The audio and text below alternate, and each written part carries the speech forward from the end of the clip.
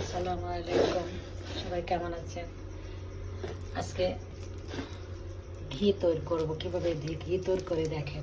দুধের শর্টটা আছে, সেই শর্টটা রেখে দিয়েছি। এখন এগুলো এভাবে চটকায়ে তারপরে ঘি বের করব। এবার ঠান্ডা পানি, ফ্রিজের পানি দিব,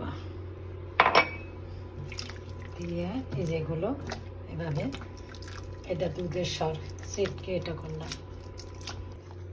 এভাবে চেটকানোর পরে ঠান্ডা পানি দিয়ে এগুলো বের করা হয়েছে। এবার কড়াইতে দিয়ে দিলাম।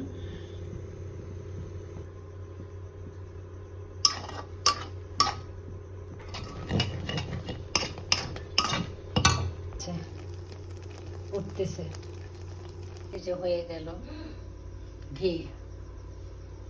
দুধের সর থেকে ঘি তৈরি করলাম।